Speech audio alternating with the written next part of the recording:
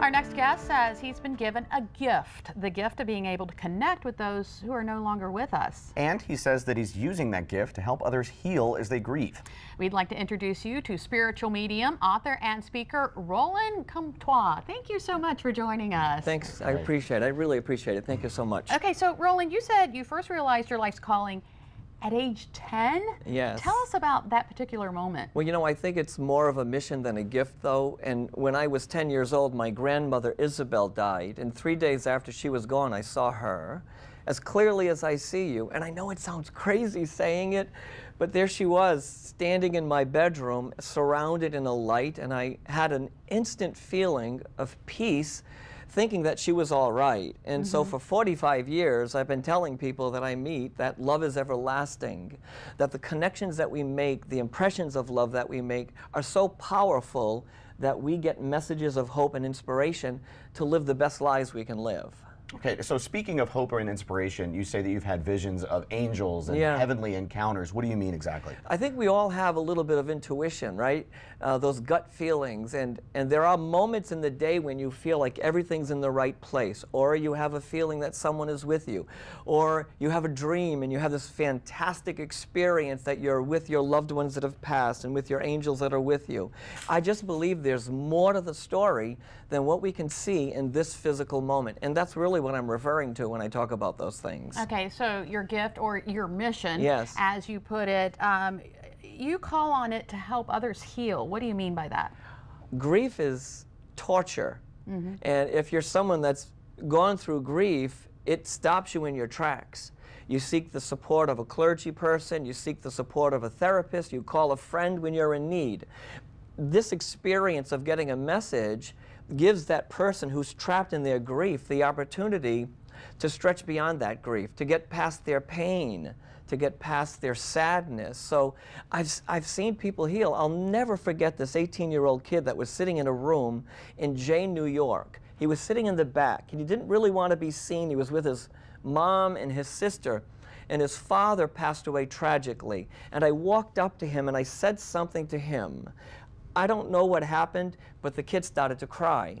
A year later, I get a letter from the family, and they tell me in the letter that this kid that was brokenhearted, was lost, couldn't find his way, was able to take the next step in his young life. And that's the healing that happens in a room like this. And by the way, I should tell you, I don't think anybody needs a medium or a channeler to get a message. It's not like all your people were following me in the car on the way down, right? I think that we all have the connection to them. My mission is to help you see that connection, to feel that energy. And one way that you help people, and by people I mean living people, see that connection is through purple papers. What are these exactly? These are all pre-recorded messages. So I sit and pray and meditate, and I say, what message must I send?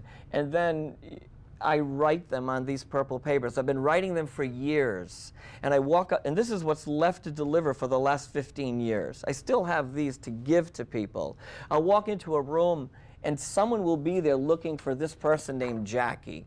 And somehow, through the mystery of it, they get that message and they know that it's written for them. And I should say to you that I don't take registrations myself, so no one accuses me of checking you out online and all those kinds of things. These are pre-recorded, channeled messages that bring, again, the ability to stretch beyond grief, because we got to walk past our pain, and that's what this offers someone.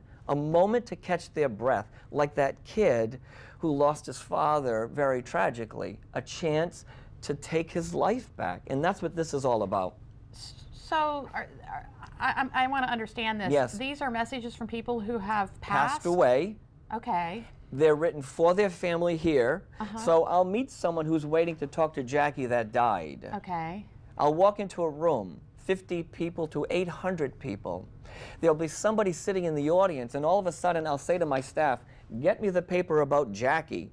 I don't know how it's happening, but I know that woman or that person is getting that message because it's their loved one that died. Give us an example of a message. I mean, what kind of messages do you write? Anything that I hear. So sometimes they're messages of apology. Sometimes there's messages that I've made it to the other side.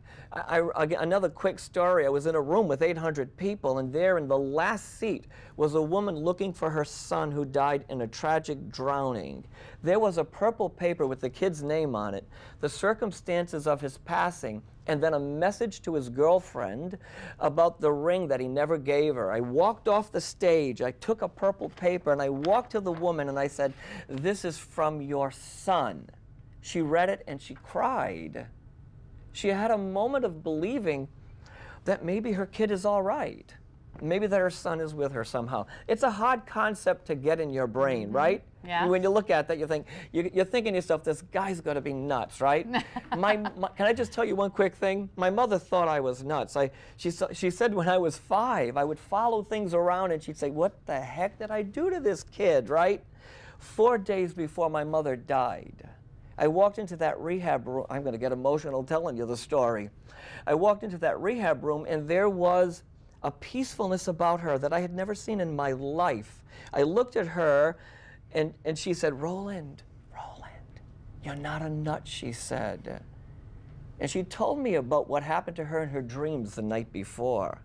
4 days later, my mother died in my arms, and you can't convince me that she's not part of me somehow, just like all these people are part of us. Well, okay, so I and Lisa also, we are God-fearing, Bible-believing Christians. Yes. Okay, now earlier you said that you pray. Yes. Who are you praying to, and what do you do when you encounter skeptics? I know biblically, in Leviticus, for example, yes, it says do not channel or talk to or resort to mediums. It also says women shouldn't be clergy, but that's changing as well. It also says in Corinthians 12:4 that everybody has a gift.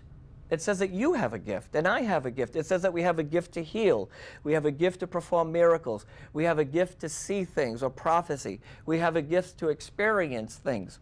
My sister, like you, is the God-fearing biblical person, and she thought I was crazy too, until she sat in my office and a woman came in and she said, your brother told me something that made my heart easier. The truth is, I give credit to the divine for this experience. It's not me. Who's the divine? God. Okay, so you say, like, prophecy, and if you were a prophet, and that would mean that you got your powers from God, which means you would know that biblically it says not to refer to mediums, so you wouldn't refer to yourself as a medium. I don't, and that's the thing. My publicist and everybody in town wants me to be called a medium. All I can tell you is this is my mission. Okay. Your job in life might be to make people laugh. Mm-hmm. There may be a painter who creates magnificent paintings to help someone find some peace somewhere. All I know, I am a nurse by profession. My job was to help people heal. I now walk out there in the world, and people call me all kinds of names, by the way. But the end is, my job is to help one person have a moment of peace so they realize that there is a God, that there is hope, that we're all part of the same experience somehow. All I know is that this is based in love. And for me, God is love, love is God, and this works. All right, so you have some appearances coming up. Yes. Would you tell us about those? I am going to be at the Evergreen Easton Point on Thursday night. Mm-hmm. I'm going to be at St. Michael's Inn on Friday night, and then I'm going to be at the Scosa Restaurant on Saturday night. So some of these messages could be for people who attend those events? Yes, they could. You have no idea? I don't know who's coming, and I don't know how they'll be delivered. I know, though, that that room will be full of love, full of God, full of energy that brings hope to the people that are there. All right. Well, thank you for coming in. Thank you, and I appreciate being here with you guys. Sharing so your much. gift and Thank your you. mission with us, and best of luck with everything. I appreciate it.